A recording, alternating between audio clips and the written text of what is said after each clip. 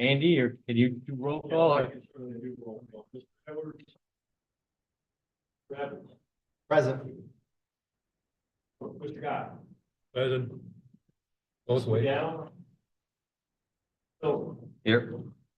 here. Is here, thank you. Okay, our first item is we'll do a moment of silence and then we'll do the Pledge of Allegiance.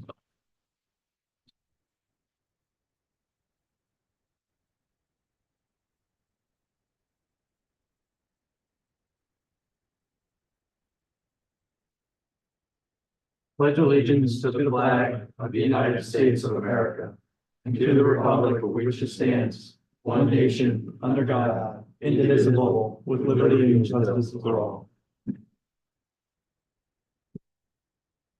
Any comments from the board on the agenda? We will any public comments on our agenda? Why we do that? Not sure, it's on the agenda. If the public has any comments on the agenda, now is the time to speak. For public comment. Just for clarity, when we get to certain items on the agenda, part of that will be taking any comments that people want to make about a certain item on the agenda. So just so that's clear when you get to that spot. Oh, I didn't realize the way that was written. Okay. We have first up we have the minutes from the January 25th meeting. Do we have any comments from the board? Do we have a motion to approve the minutes? Approved. That's the motion. All in favor of approving the minutes, say aye. Aye. Aye. Minutes are approved.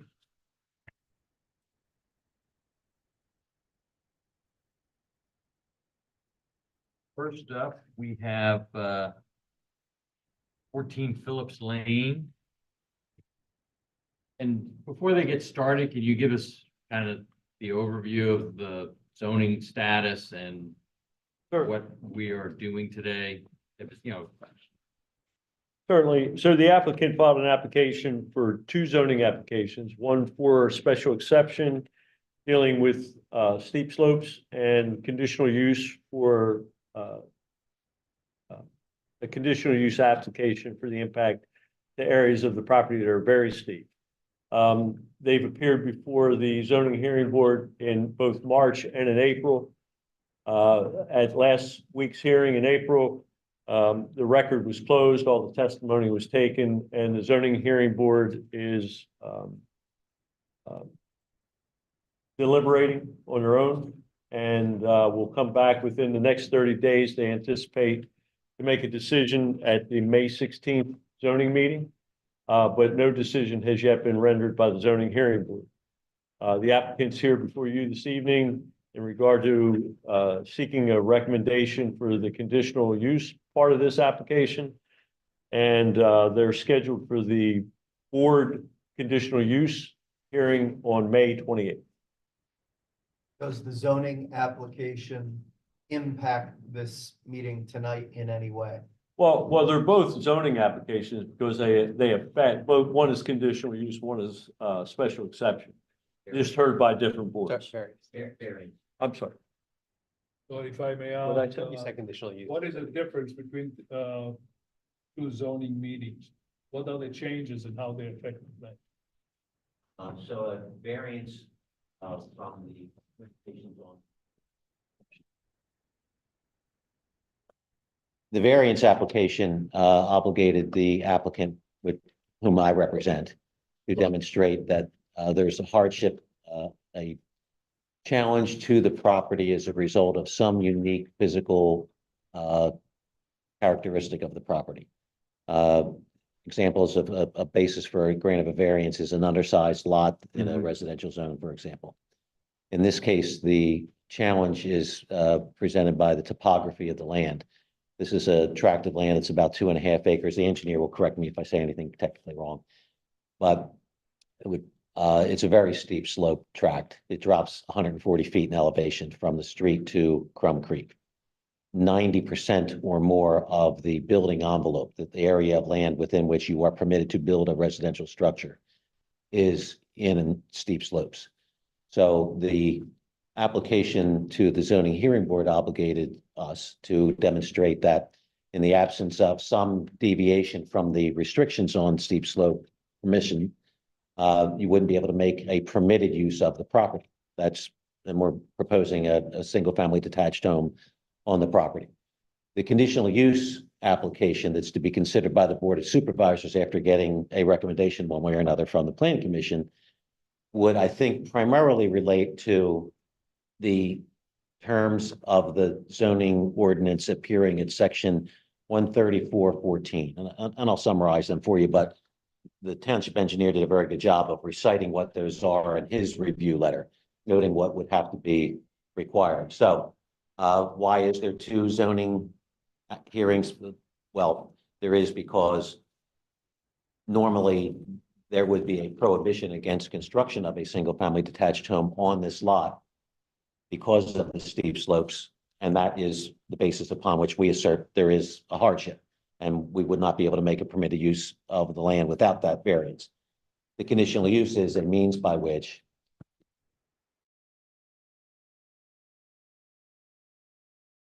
I'm a lawyer from Paoli. In a conditional use hearing, the Board of Supervisors can impose conditions on the approvals. And the solicitor, I'm sure for the township, will take into consideration now what terms and conditions can be imposed on this. I might be getting to a bottom line here, and you'll forgive me if I do that, but normally when you have a lot of land, which has already been created through the subdivision approval process, you wouldn't have to go through land development approval processes. This is being treated like that only because there is the necessity to protect the township to have a plan that's recorded so that there's a record of the requirements that are imposed if conditional use approval and the variance is granted, so that the representations that this fellow's work product reflect lots and lots of notes on the plan, which you'll see when it's brought up on the board here, would limit, for example, construction during the winter months, would require regular maintenance, regular inspections. There's an operation and maintenance set of criteria that are to be applied. And Mr. Schaefer, who is the engineer who is responsible for preparing this drawing, would tell you what those are. And there's a lot of notes on the plan. Normally, if I came in with a building permit and I got the building permit, there wouldn't be any constructive notice to the person who might own this property 30 years from now. But if somebody else buys this property after the current lot owner builds, he would know about it. He would have an obligation to tell, but this will show up on a title report. Yep. So everybody knows what's going on. So anyway, in summary, conditional use, the criteria are set forth in section 134.14. There are essentially, I think, 6 that appear under subparagraph B, and those are reflected in notes on the plan. We did not need any additional relief for anything else other than steep slopes, right? Correct. Steep slopes is all that was necessary. When was this subdivided? Or does this go way back? 1963. They subdivided into a hardship. Well, they actually. We try not to do that today. That's right. In 1963, it was actually created, there was a flag lot as It was well. actually 2 lots 2 lots. in 1963, and they were combined in 1 lot by a deed of Merger. yeah, merger in 2013. Which there was a flag lot. And by the way, Mr. Johnson, that might explain why there's some trouble finding which is the correct unified parcel identifier number. There were 2 lots that were combined. And I think after I spent some more time looking at it, I think it's, you guys came through with a lot of more detailed information, the records that the county has of understanding Right. this use. Yeah. Yeah, when President Kennedy was in office, things were a little less strenuous, but hopefully with the combination of the 2 lots into one, the Planning Commission might see its way clear to seeing how it would be necessary to get some deviation from the normal prohibitions against construction on a steep slope lot like this.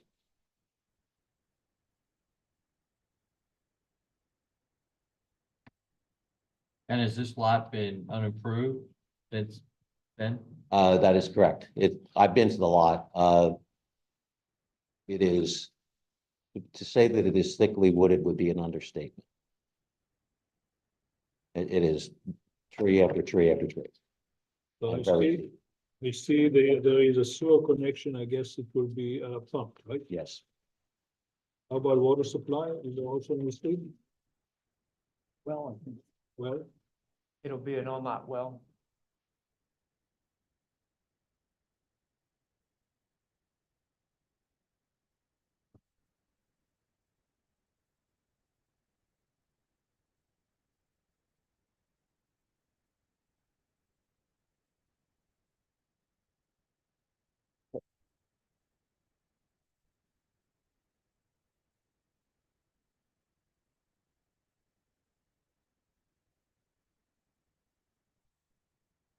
And there's no buildings on the lot now.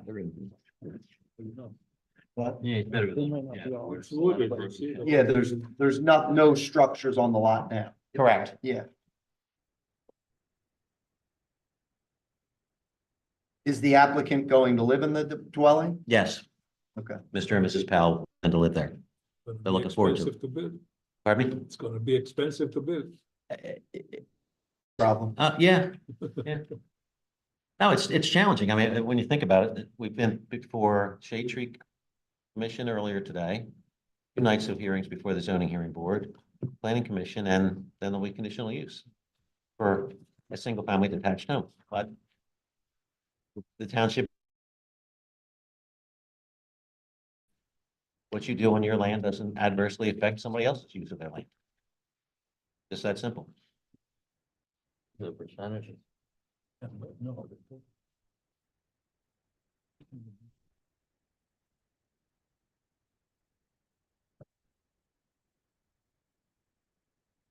Andy, not to put you on the spot, have we run into properties to this extent of steep slope?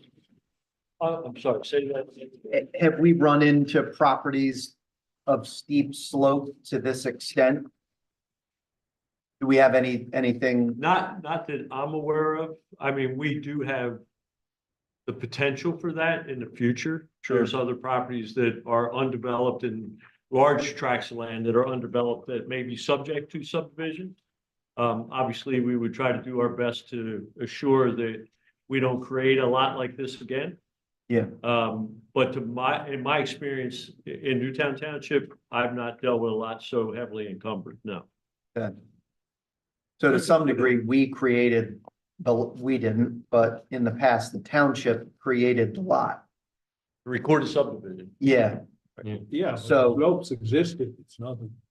I understand that, but we, Well, if they were both part of if the other lots on either side, each had half of this lot, yeah, like we let them subdivide that out, just subdivide it into a hardship. different story, but that's not what happened. Right. Yeah, the applicant didn't create the hardship, to try to ease the hardship by buying a combined lot.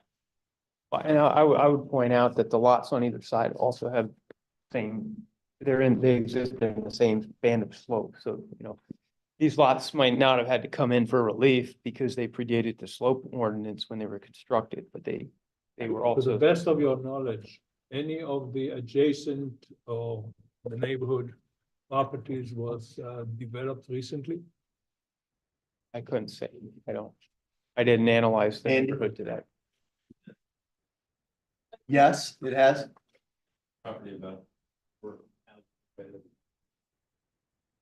Does it have steep slope? Okay, There are some in the neighborhood that are recent, but I don't think they're in the same steep slope situation that this one's in. And just to clarify to elaborate on the subdivision of the property and the steep slope ordinance, these properties are from the 60s. The township's current steep slope ordinance was adopted in 1983. So Right. it has been a while, but it's still, these lots have been in existence far beyond that point. Yeah. So under current standards, this lot would not have been created. But obviously. it has already been. Well, But the hardship's there as a result of 1960. It is a legally whatever. existing lot. Yeah. Made sense at the time. Could you just explain the relationship between the zoning decision, our decision on the conditional use? If the zoning board grants, what, is it a variance or a special exception? Okay, so if they grant the special exception, which is the steep slope issue, does that take it off the table for us, or is it still considered as part of the conditional use deliberations that the supervisors would have? I think you're here this evening offering a recommendation to the Board of Supervisors in regard to their conditional use application. I don't think your decision has any bearing on the zoning hearing board's decision. Right, but does the zoning hearing have any bearing on our decision the other way? So I don't, I'm not an attorney. My point, and I was kind of touching on that, or my point is zoning says, hey, yes, we'll approve if you do X and Y. Right. Well, does X and Y need to then come back to us? Because then we're looking at.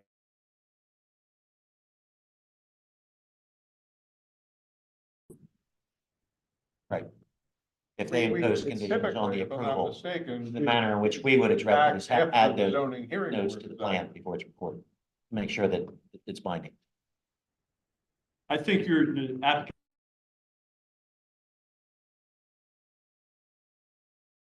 zoning application, not so much in the special exception portion of it. so the code was written in a way to give maximum disturbance. And of course, with this proposal, that maximum is exceeded by far. Right. So it's clear that not the fault of this applicant, but question is, so on one hand, if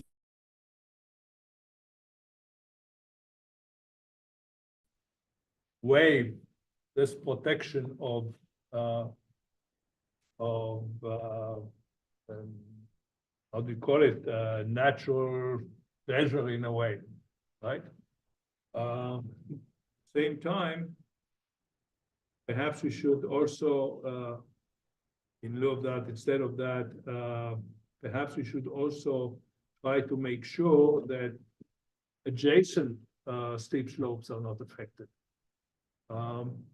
Eric, did you look into that? I think the question, my point would be, I think the question before you is, can this lot be reasonably be developed without the impacts that are being shown? To sum it up, can it be developed for a single family lot without impacting the steep or very steep slopes? And the answer to that question is, No.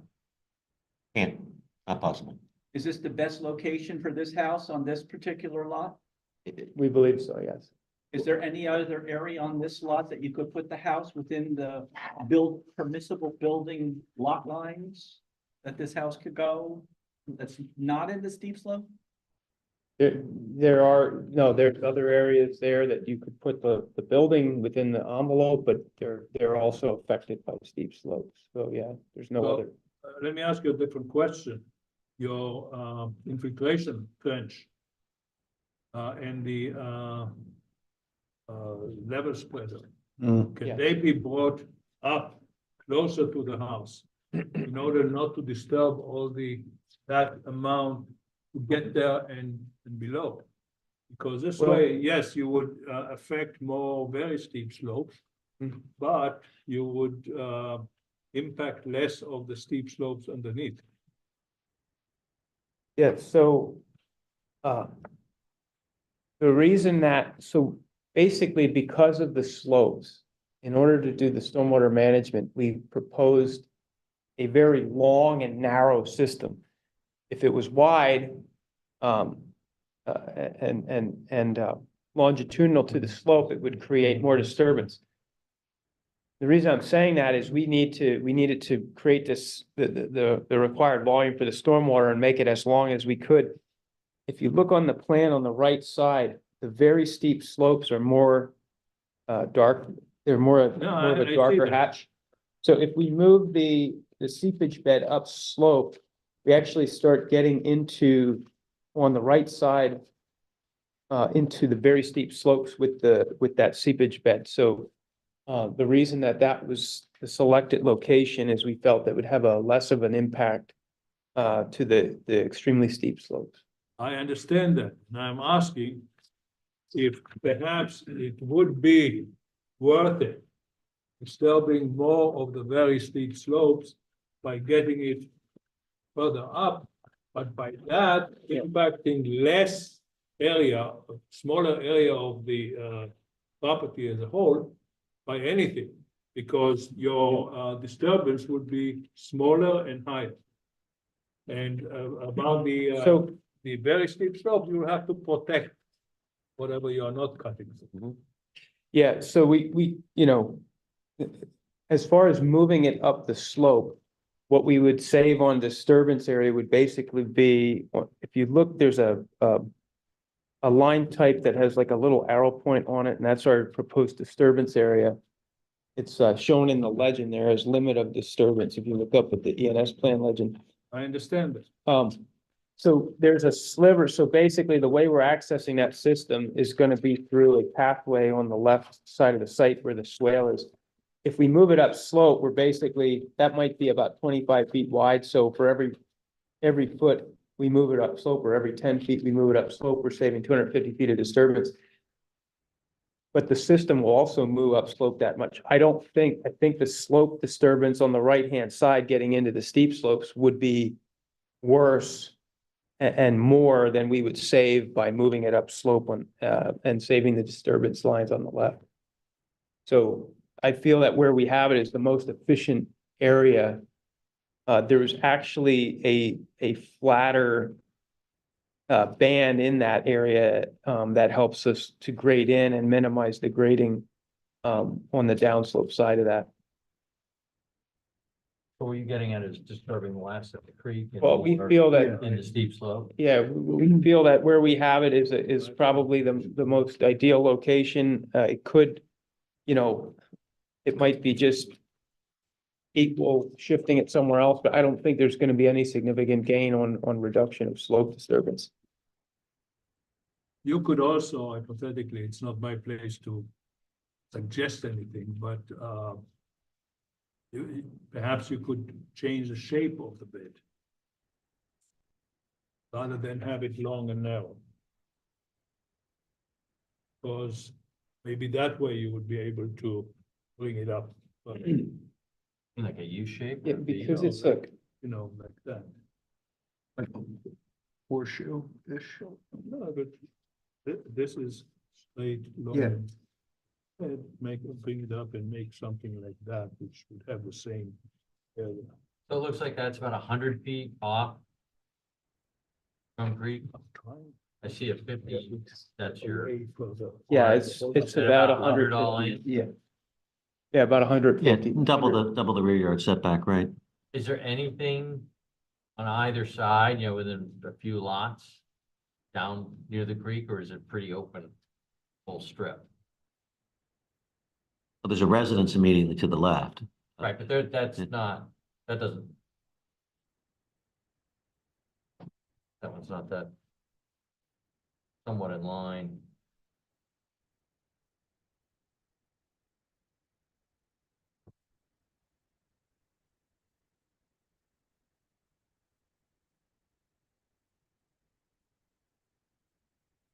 Yeah, because we've had issues where, there's a question of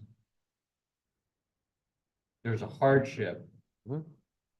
but the solution isn't necessarily that house of that scale. I remember we had one where someone was, yes, there was a hardship, but they wanted to put a really big house there, and so the discussion circled around, well, it's still usable. Does it have to be a house that big? Now, I'm not sure that's the answer here, but, I kind of warming to Shimon's questioning about can we have that, the level spreader and everything, closer to the house and just have less disturbance around the creek. The creek seems to be a real hot button with the public here, you know, on a regular basis. I mean, we're happy that you're meeting the 50-foot boundary. But, you know, I don't know how What is the homeowners or the development of the property, the negative to moving it? I don't think the homeowner has a preference. He wants a design that controls stormwater, and Yeah. that's what the end, I mean, Right, I mean, we can look at shifting it and reconfiguring it. I just don't think that that, you know, if you're looking at saving, you know, 1,000 square feet of disturbance of steep slopes, I don't know if you're gonna get that. We might be talking about For 50 this square feet. development, for this proposal, you, I assume, you, did a stormwater management Right. report. Eric, did you have a chance to review that? I'm sorry. Yes, yes, we did. I'm just asking, I assume that was a part of it. It looks like there is the contributing drainage area to this bed extends to the north of the property, the adjacent property quite a lot. Everything just slopes toward that. So I assume you took that into consideration. And my question is, how is this addressed? All this flow, how will that go to or over the bed? You probably calculate, you know, compare pre and post, etc. But when all this flow during a storm, all this runoff goes to the bed, what happens? Just goes over and continues down. So to the yeah, bed? it infiltrates whatever it has, and then, you know, for the higher intensity events where it has it would be an overflow. There is a level spreader device as well, that's controlling the high intensity flows. So that is, I will say, a 6-inch pipe. So even for the 100-year event, we are managing the runoff, I'm sorry, an 8-inch. The 6 or an 8-inch. But we're managing the 100-year flow with a pipe that's smaller than 12 inches, and we're spreading it out with a level spreader. I think maybe just, if you want to allude on, I think what he's getting at is that in your report, you consider the off-site drainage that you are, Correct, that yeah. you're routing through the basin as part of your design, We did. as reflected in your drainage area maps. I think Correct. that's what he's looking to confirm. Okay. Yeah, Yeah, we did do that. Mhm. I don't doubt that you did calculate, you know, how much this level spreader addresses the, you know, the storm and comparison and so on. I'm asking of mainly the offsite runoff that Yeah. just goes over this and perhaps overwhelms it. I don't know. No, we Continues down the. accounted for that. Yeah, we accounted for the offsite. so it would not overwhelm the capacity of the infiltration drenched it. No, there's no question. It's not an easy site to deal with. No.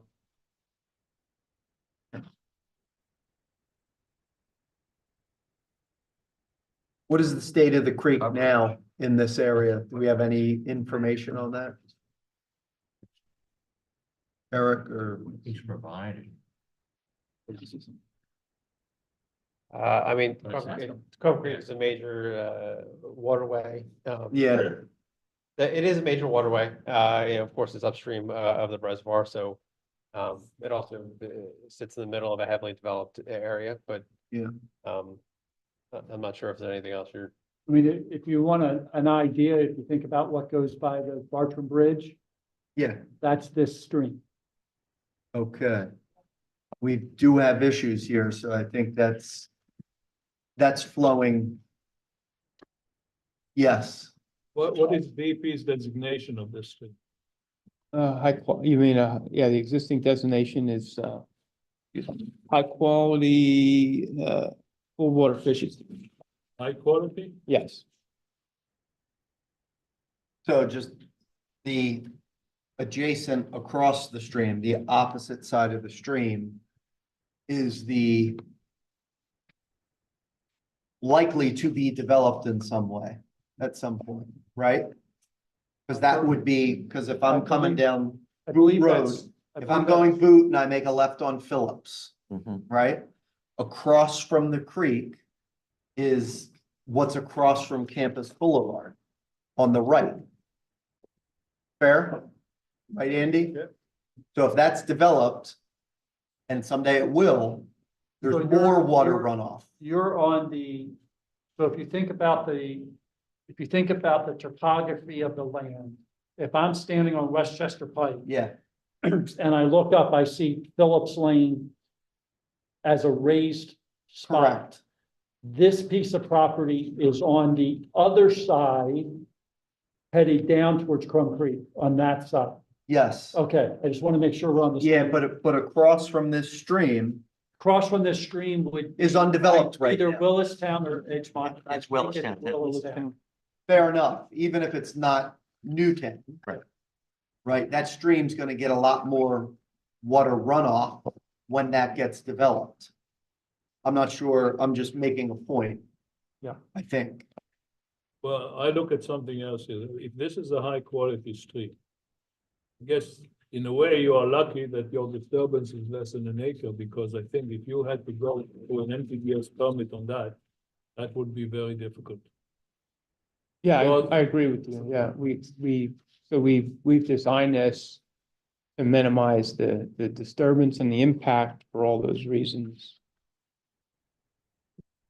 Is the gross building area 3258 or is just the footprint? That's the footprint. That's the footprint. Actually, that's the square footage, right? Well, This- the plans say The 3258, coverage is 3258. that's the footprint. Footprint, okay. So it's a 6,000 foot house. No, it's 4,557 is the gross square footage. I don't think the size of the house is a problem. No, I just. I don't think the size of the house is the problem.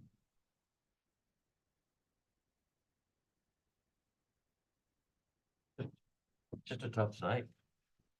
There's a broader topo map, if it helps you at the corner, on the top left corner of the site plan, Yes. and it shows you Bartram Run, Bridge. Basically all waterways in relationship to the topo. Brian, is it Brian? It's Bryn. Bryn, can you just like enter your appearance so we know who we are for the record on this? Yeah, Bryn Schaefer, Right. BRYNN SCHAFFER with You're with, Carta Engineering. thank you. So. We'll take a break for public comment and then we'll circle back. Is there any public comment on this? Is there a microphone up there? I don't think I'll need one, right? Yeah, no, we want to have it recorded. I got it. So, Name and address first. sorry, Adrian Costelli, 6029 Goshen Road. So I have a question for you, lawyer representing the owners.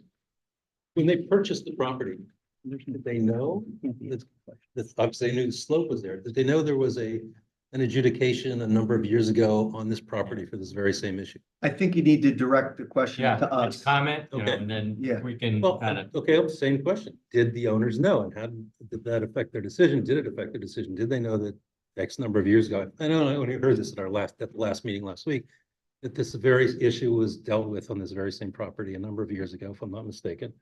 And there was some sort of agreement on this property, but they weren't, again, this is what I heard last week, they weren't allowing anywhere near this kind of development on that property. Who was not allowed? What was the question again?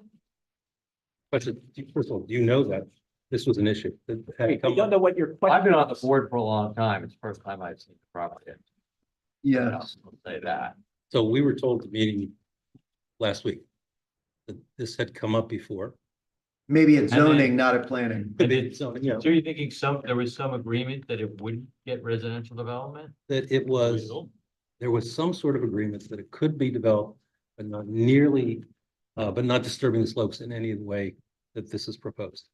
Who might the parties have been? I mean, I assume there's not a deed restriction. The I was just last- gonna ask that. Is Purchase. there any deed restriction against the property? Now, the gentleman's making a reference to a previous decision of the zoning hearing board concerning a different application. For For the which a same- variance was granted and conditions were imposed on the grant of the variance. And the attorney for the neighbor introduced a copy of that decision. So there, it isn't an agreement and it's not a declaration, it's not a covenant on the land. It is a variance that was granted that the prior owner did not avail himself of because he didn't build a home. So the order then is voided, essentially. Correct, because the application It was tied to for a set relief is, plan. yeah, it was the, exactly. Couldn't have said it better. So what essentially is being said is an application was made at some point in time.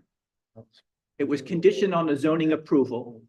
The person who got the zoning approval didn't act on it, and it essentially Just expired. expires. Right. So now we have a new application before us that we have to consider this application, and that's what's before this planning commission this evening.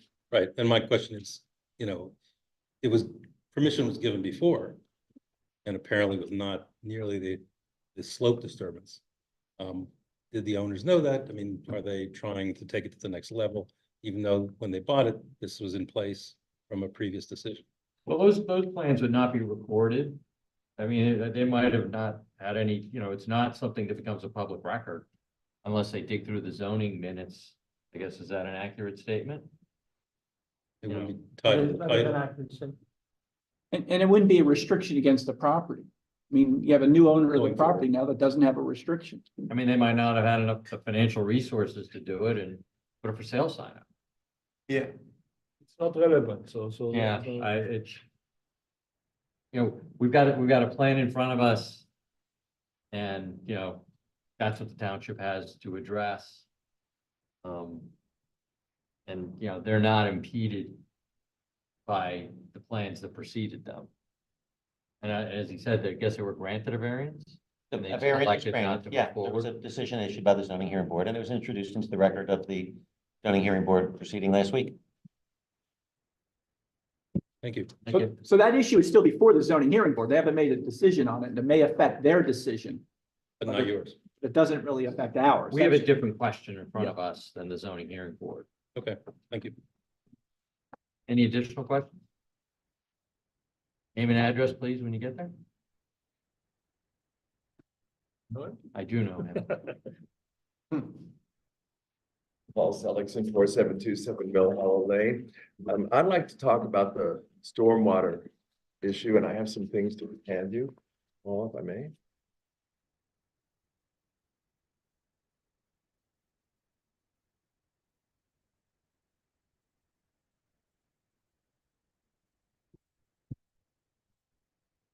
See, the ground basin being much of an advantage.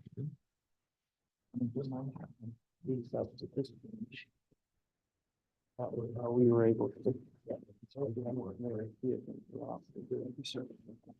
Bigger disturbance or bigger basin. Thank you. No.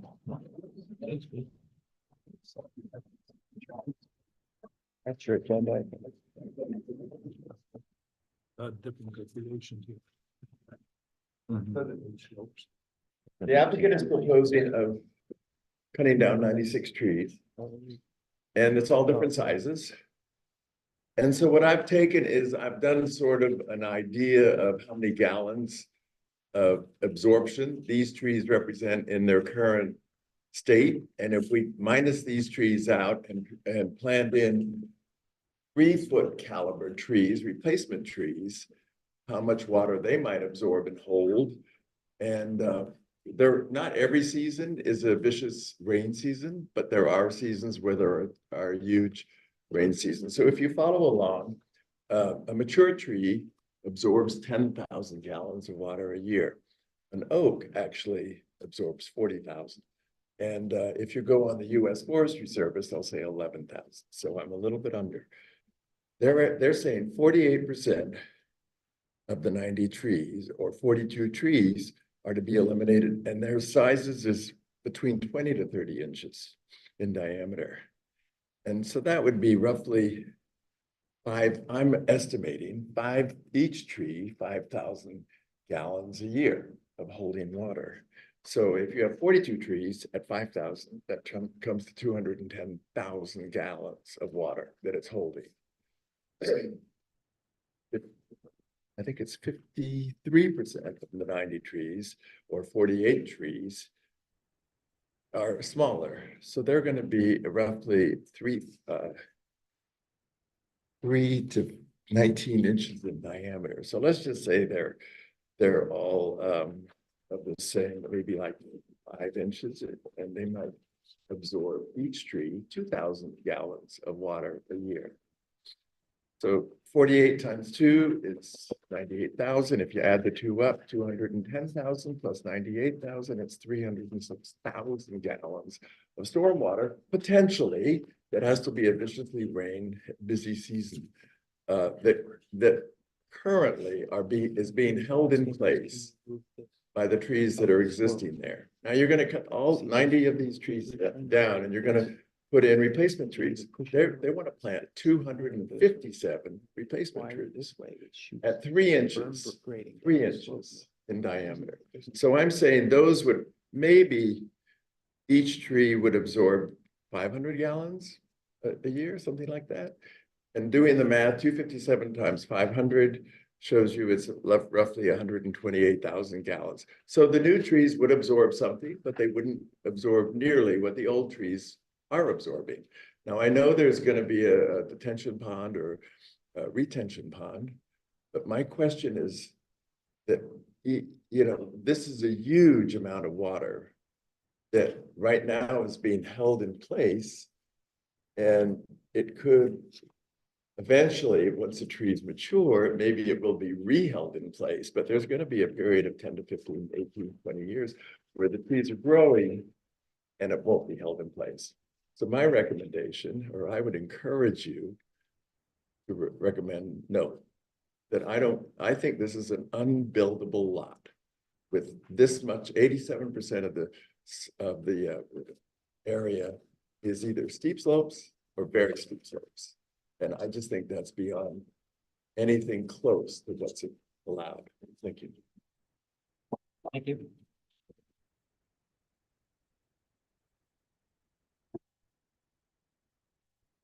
Name and address?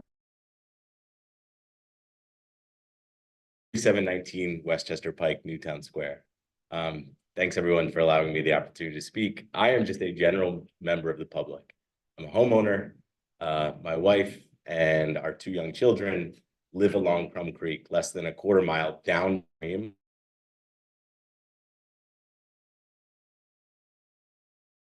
Here tonight specifically to ask you not to approve this variance to allow this steep slope disturbance, to allow this development. Here's why. Every rain event we get puts more pressure on the creek. We get more and more frequent floods happening on Crum Creek at great cost and damage to our property, to our livelihood, for me and my family, for our neighbors, for the public roadways that our taxpayers pay for. And so I just ask you all to consider tonight, if you allow this, what will the cost be? What will the cost be to the existing neighbors? What will the cost be to the existing residents? What will the cost be to the taxpayers of this county? That's all I have to say. Thank you very much. Thank you.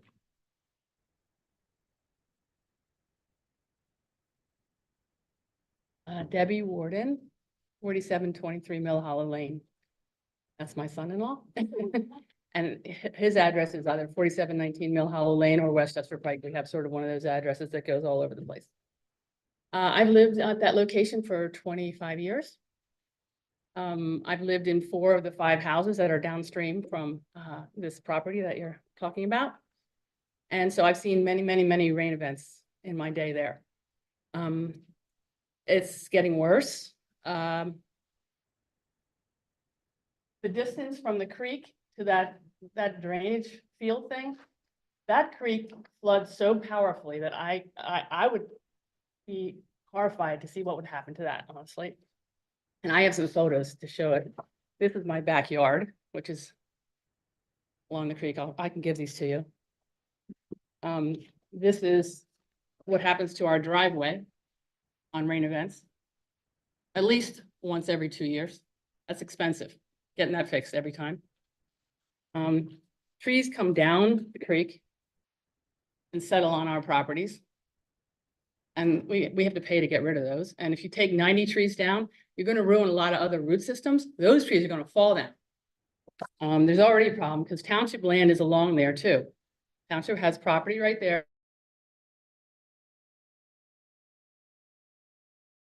So this, one of the guys from the township came over to take care of one of the trees that was falling over the driveway. As he was working on the tree, another tree fell down and hit the truck, almost killed him. So there's a lot of volatility that's happening as a result. So more damage coming down. More damage coming down.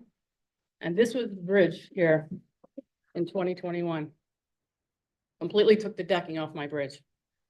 So that's expensive. And that's what's happening downstream from this property already without any of the things that they're proposing. So obviously, I'm not a big fan of this plan, and I hope you find it in yourself to not approve it. Thank you.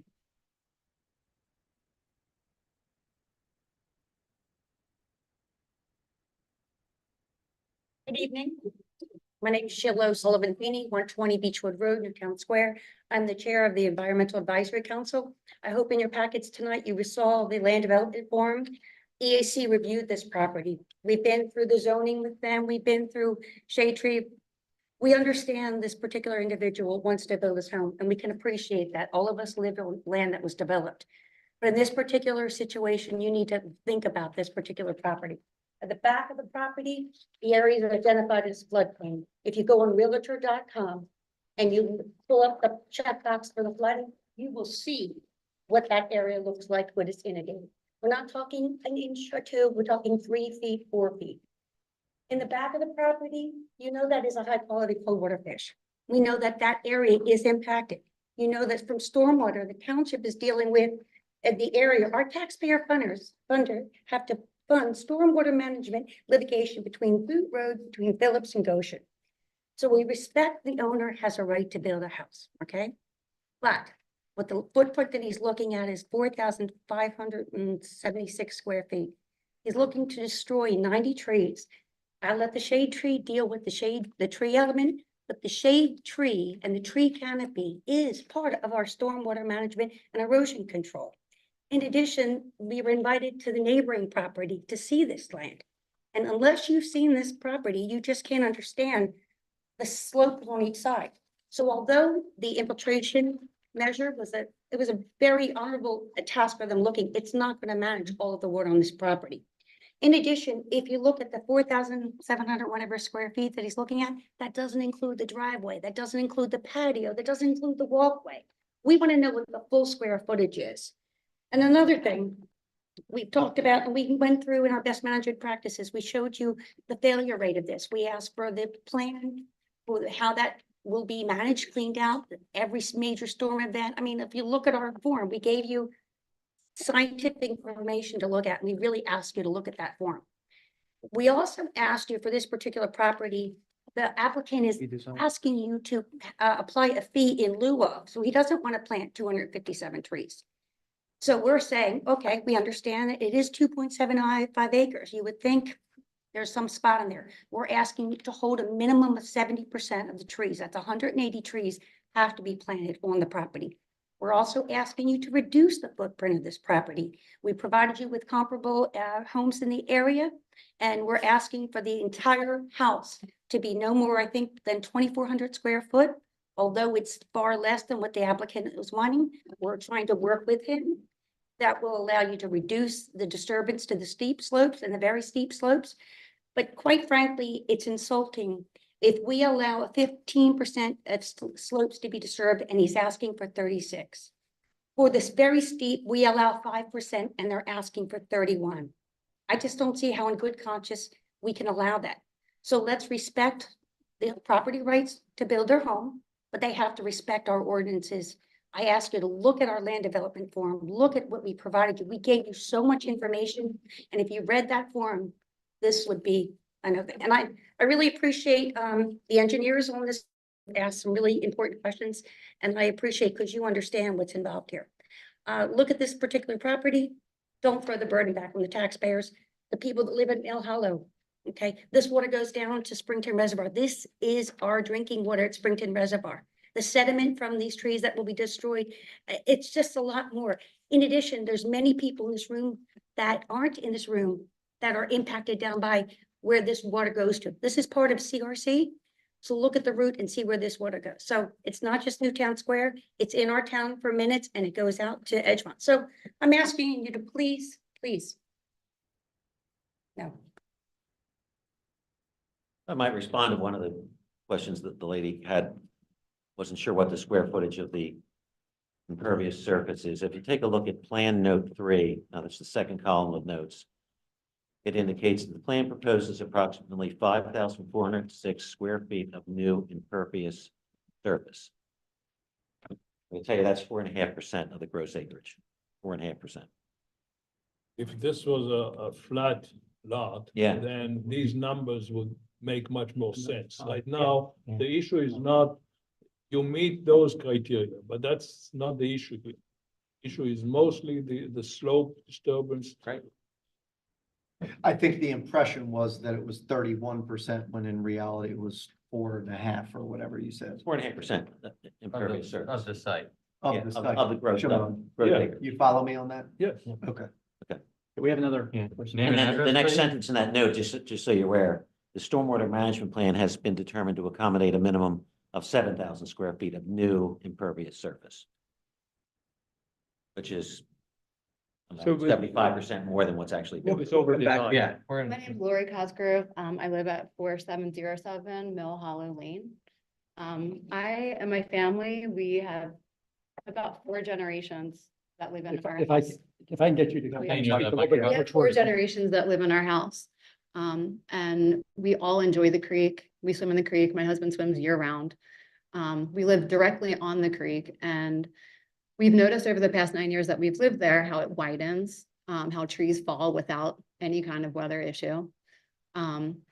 We've noticed the wildlife. I work from home and I sit out there. I know when, the different species are going to show up each year. It's exciting for me. It's a beautiful place and it comes with, some risk, right? So we live there, and when it floods, the power is immense. And I welcome any of you to come by for the next storm and see this with your own eyes. It's wild the way that the water is able to rise so quickly. We've had to flee our space several times. We head down to the hotel and get everyone set up there because it's so scary. Like you think that everything is going to just crash down, these trees.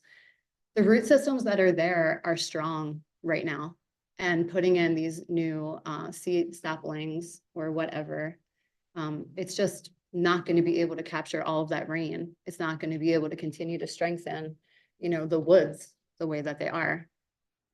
Some of my thoughts that come to mind are, when you're purchasing a lot and you plan to develop it at some point, kicking the tires, understanding that that may not be possible. A heavily wooded space like this, and understanding that you are going to come up against this.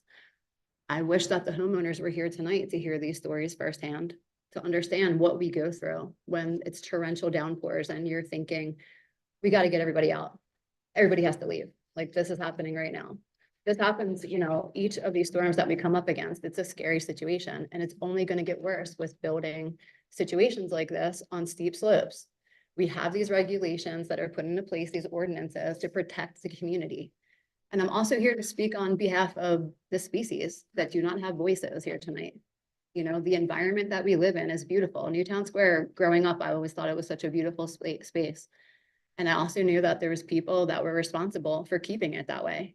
Some of those people are you.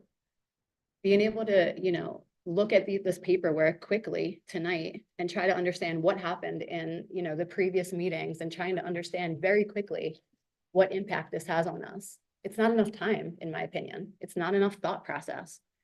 Like thinking about the humans, of course, all of us who choose to live there, but there's also, you know, the fish, there's also the fox. I was walking along the creek the other day, just kind of observing all of these different species and how important this place is to them too. We have to think about that when we purchase land that potentially is not buildable, or if it is, you know, there's all of these hardships.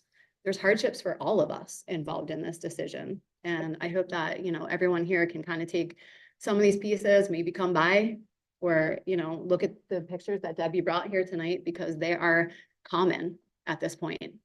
The trees are just falling down without any of this, you know, potential building. So if we could hold the line and just, you know, go back to what was put into place, there was a lot of thought put into these ordinances when they were written.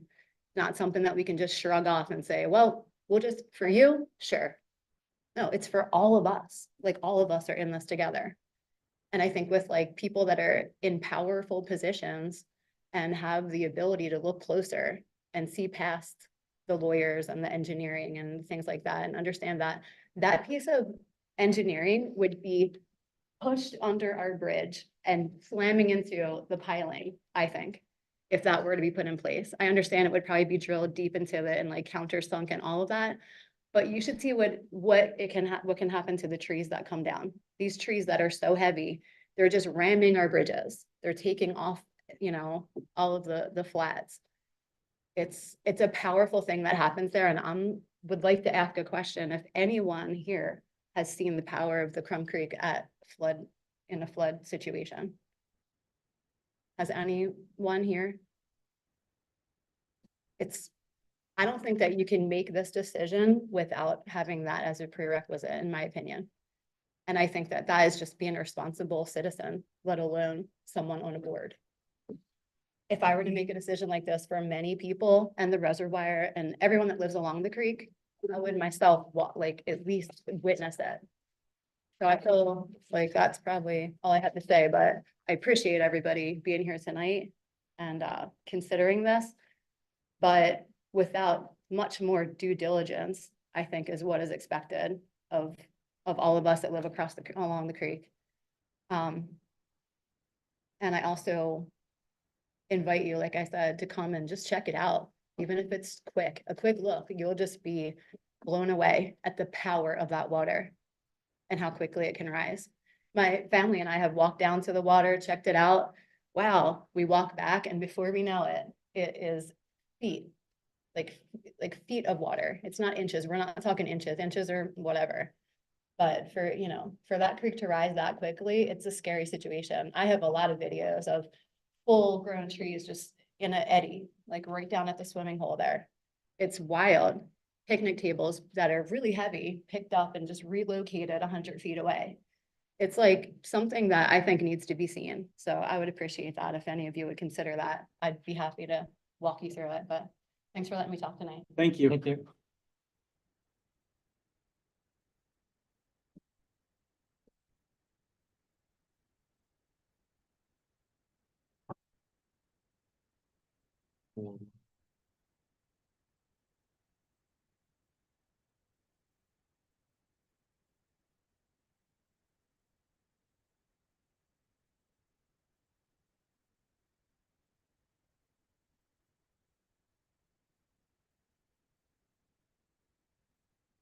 Let me say where I'm coming from on this.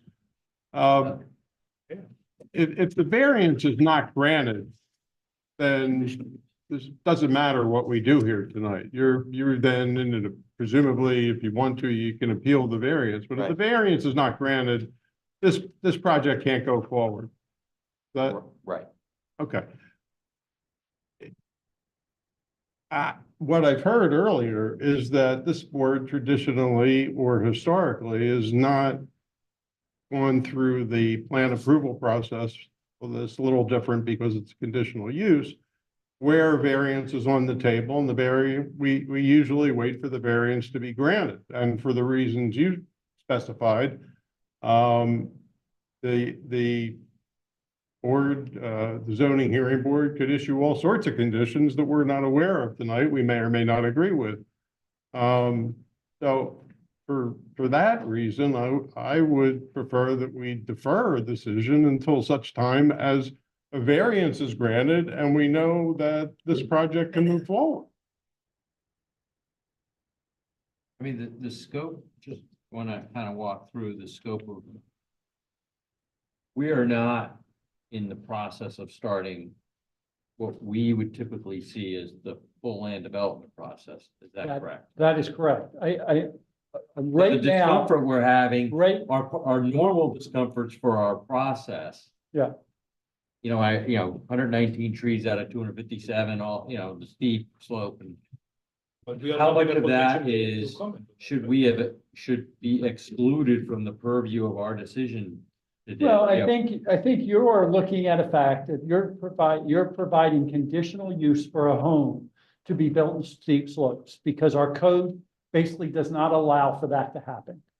Okay, the variance is saying we need to disturb more than what we're allowed. You are looking, and Andy, correct me if I'm wrong, you're looking at the whole concept of actually putting a home in steep slopes, because our ordinance doesn't tend to allow. So even if they were complying with the 15 and 5, they would need to come here. They would need to come before you, But they even were if they 14 didn't and need the 4, variance. They would have to come. They would be here for this purpose, as I understand it. Is that And the correct? variance But has the thing that I want to make sure that you understand is they're going through the zoning side. They're before you tonight because it will be before, unless something changes and they were to grant an extension, it will be before the board on the 28th of May. Because we have a deadline based on the application that we have to meet. And so it will be before the board at that point. Now, you may choose to say that you wouldn't recommend this based on the information you have, and that would be what would be presented to the board. The applicant could make a decision to extend the requirements and push it further out. But right today, the reason why this is sitting before you and the reason why we're sitting here tonight from the staff's point of view of making sure that you at least understand, if you want to weigh in on this, the chance to weigh in on it is kind of tonight, in that it is going to be before the board on the 28th of May. I know that you meet again, but it's a very short window at that point, and the board likes to have at least a little bit of time to see what your decision is prior to that action. You made a comment about the board or the applicant extending the timeline. The applicant can extend it, the Right, we've board asked for that cannot. in the past, yeah. And we've asked for that in the past. Correct. 247. So relative to the And I've applicant, done that a couple times so far. Yeah, understood. Obviously, you're seeing there's a fair amount of complexity and difficulty with all of the constituents involved.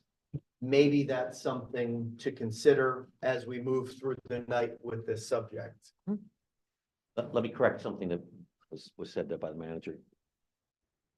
I don't know whether he meant to say that the ordinance doesn't permit construction in steep slopes. The ordinance doesn't say that. The ordinance says if you're going to build in steep slopes, these are the conditions that you have to meet. I apologize, you're Okay. correct. I did And not say it's that. easy to make that mistake, and I get I it. didn't say it that way. I Yeah, just said- and so without being too legalistic about it, so I've got my left hand over here at the zoning here. Got to show hardship. Not hard in this case, because this is a Sure. really tough lot, right? Sure. Conditional use. What are the criteria? There are 6.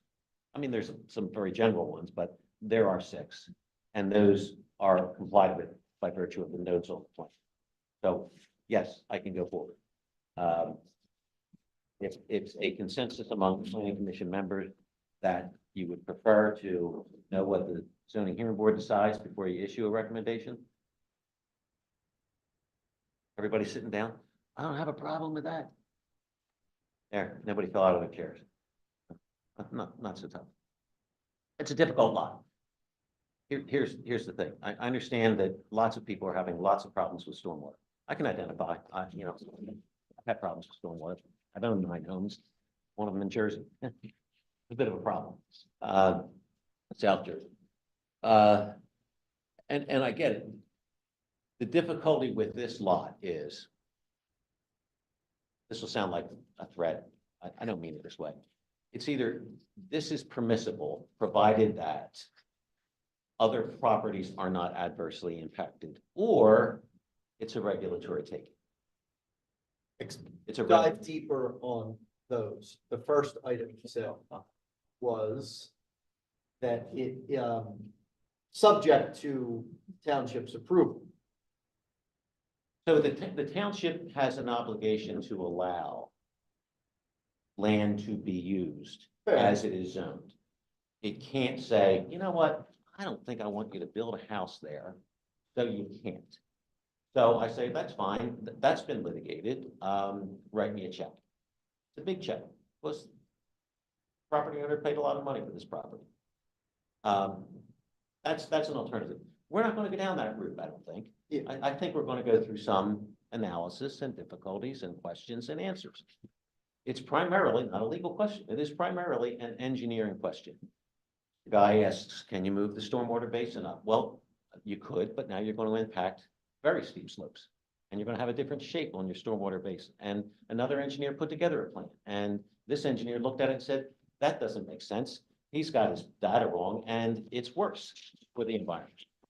Do we want to make things worse for the environment? No, we want to not adversely impact anybody living downstream from Creek. That's the goal. So, township manager is correct when he says the municipality's planning code says you have to have a hearing within a certain number of days, and the zoning hearing board has 45 days after the conclusion of the presentation of evidence within which to make a decision. And I'm a lawyer, and I'm going to tell you, the applicant and I am flexible on the subject of time constraints and deliberative processes, which you are now engaged in. And I get that people are very concerned about stormwater and Crum Creek, and I get it. I really do. I live near the Brandywine. It can be a concern in big storms, and the 2-year storms happen more frequently than every 24 months. And we have to expect that. So, But talk to me about the stormwater management plan. sure. If you're having, if you have a impervious surface of 5,400 square feet, I think you said, I said 5,406, yeah. okay. Yeah, right. And your plan or the plan Keep going. controls or plans or accommodates how much square footage, how much water It's- based on the It's calculation? designed as if there were 7,000 square feet. So what does that mean? It means that it's over-designed. That means that we over-design the plans to allow a measure of comfort with the calculations. So, but what happens to the water? What So- happens to the water if it can control 7,000 square feet? This water will be reintroduced to the groundwater through infiltration practices. So essentially, the development of, or the improvements on the property will be controlled within the property? Right. Yeah, that's correct. Yeah. But I would say, I don't know what the drainage shed is at Crum Creek, if it's over a square mile or even greater than that. I would say if probably most of the properties that were developed within the watershed for Crum Creek probably predated a lot of stormwater management ordinances, and that's why, you see a flash flood through there. I would say that under, the current practices and regulations, while they may not be perfect, are a great improvement over past practices. And so if other properties, if the vast majority of the properties in the Crum Creek watershed had been developed with the care that this plan proposes, things would be much more improved. So this plan, the way it's designed, the way the township's ordinances are written, is that we are not allowed to cause any more rate or volume increase to the Crum Creek. We're not allowed to do it. So this plan actually reduces runoff. So let me ask the question another way or a different way. Okay. Right now, there's nothing on that property. It rains, water goes into the creek. You do the development as you're proposing. Will more water go into the creek than presently today? No, Based on your stormwater plan? no. No. Will you be removing trees below the stormwater? No. So the trees removed will all be above and They will Presume- be, If they don't absorb water as the speaker previously said, then your level spreader should capture it. right, so and the only trees that are removed are around the house. Then there's a small strip of trees going down along the left side, and then the trees that have to be removed for the stormwater facility. Those are the, Do you have, I see 4 sheets of these plans. Do you have more sheets that are not No. included? So what I don't see, for example, is a landscape plan, because you're saying that you would be planting, if I understand correctly, 119 trees. yeah, so, I don't see where and what. That's number one, Right.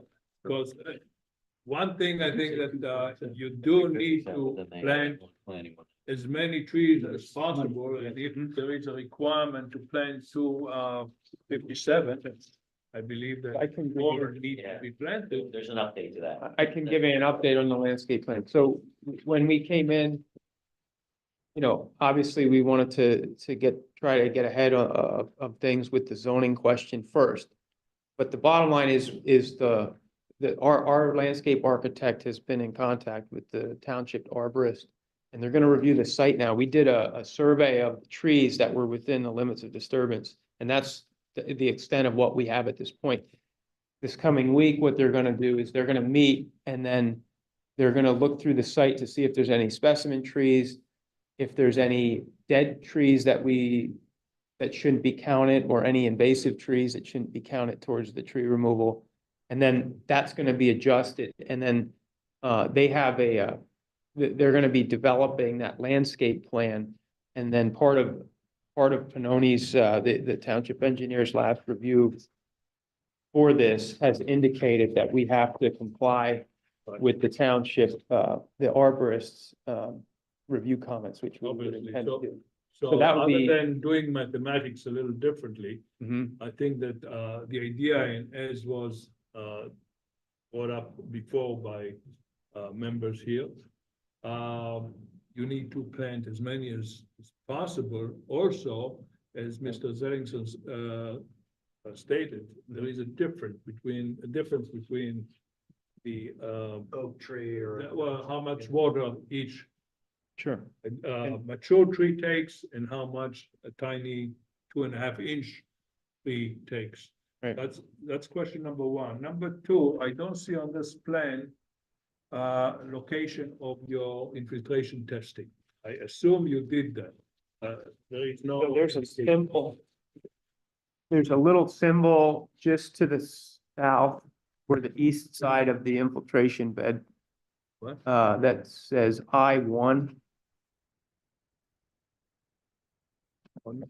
You see that symbol Which sheet? Oh, here it is. on the top sheet? Between the two Oh. trees. Okay, so I-1 is what, an infiltration test? Yes, And is this, you only did one? yes, that's correct. EP normally requires at least 2 by the each location, if I'm wrong. Okay, and what were the results? They were good, they were appropriate. We found suitability for infiltration practice. Eric? I'm looking at it through the report. I think they got, it was well over 1 inch per hour. I think your design you used for the basin was 0.3. Yeah, we would have applied a safety factor to it. I believe it was approximately 1.5 inches an hour, and design used for the infiltration of the basin, I think was 0.3 inches per hour. 0.3. And so a separate question along the same lines. Is the design for this type of stormwater management tied exclusively to impervious surface and not to Mr. Seligman's comments about, if you denude a site, is that addressed in some fashion? You took it to an extreme, or is it purely just driven by impervious? It's driven by disturbed area of the site. So their stormwater design calculations are done for the area that is disturbed in the property. So in this case, they're clearing an area that's currently vegetated. They're modeling, here's what the ground condition is existing. And our proposed condition, which is less trees, more impervious. And then modeling what's that condition on the post-development condition. And then you have to model to manage the stormwater, and that's how they end up sizing the basin. So it's not only impervious coverage, but also the land coverage of the disturbed areas. Okay. Steve, question, Steve. What are we supposed or allowed to discuss here? Are we only talking about, in principle, the right to build a house or this property? Or can we make all these comments about details of the plan? Can I address that? Please.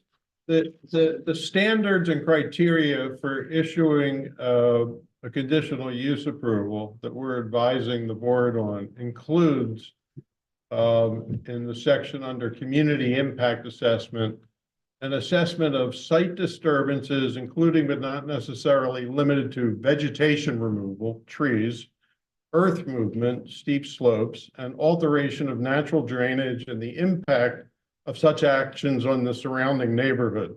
So all of that's on the table for our discussion. And given the fact that there is no variance allowing for a pretty significant variation from our steep slope ordinance, I don't see how you can recommend. Eric, one comment. Paul over here earlier talked about the 5,000 versus 7,000, and theoretically the water runoff would be better as a result, right? Is that kind of how everybody kind of heard that? Is that accurate? Is that engineering, the audit of that report accurate that the water runoff will be better upon completion of the project? So what that, as you're well aware, impervious coverage is where water sheds off the fastest. Yeah.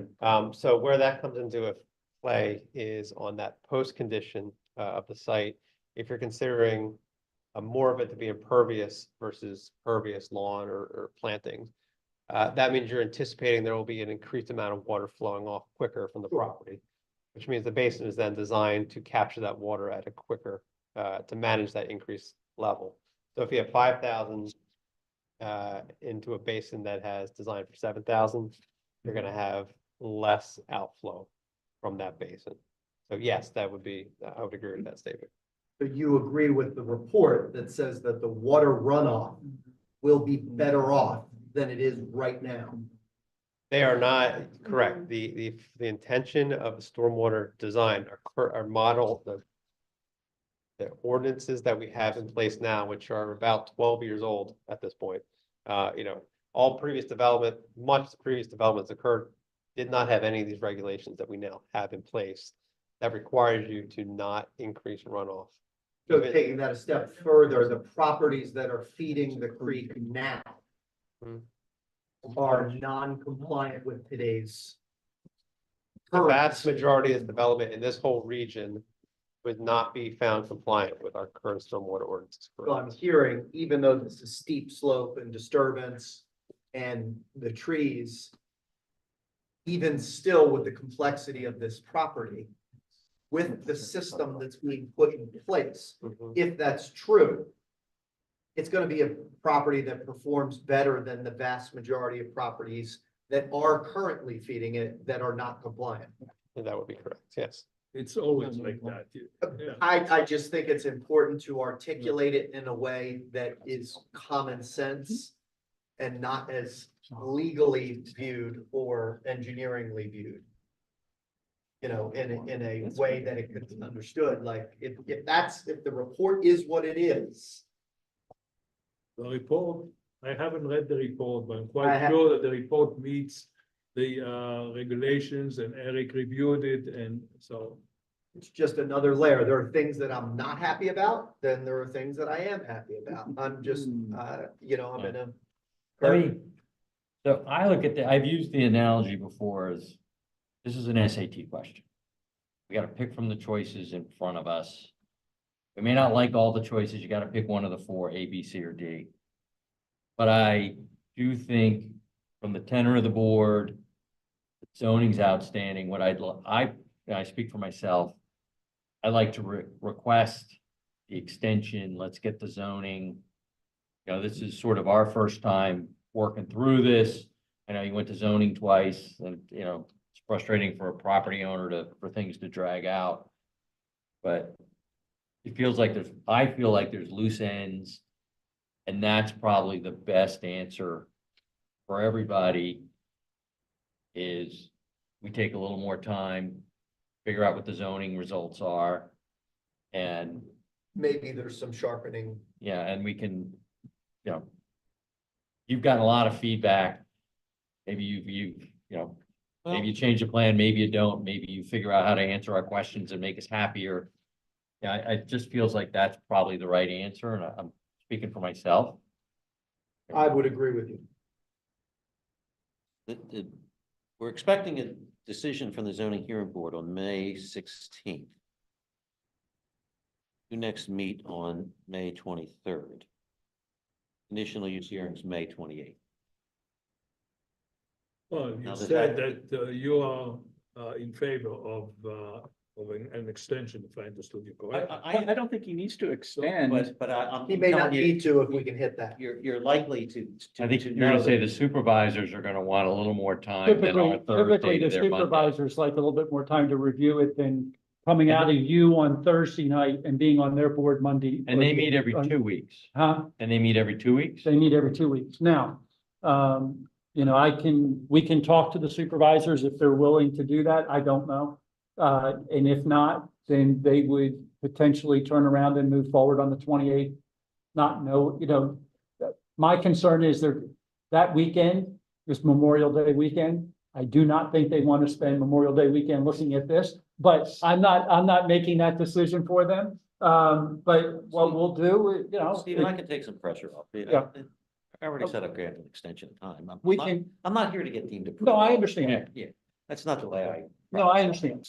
I know what you're trying to do. I'm just trying to let them understand the. Okay, it's a tight squeeze. So It's a tight squeeze. I would love to know though. Yes, yes, you have my word. I will grant an extension through the end of June. It's not a Okay. problem for the convening of the conditional use hearing. Let's take some pressure off of township manager and others. What I really need to understand though is, I mean, are there loose ends? There is an arborist looking at the tree replacement plan.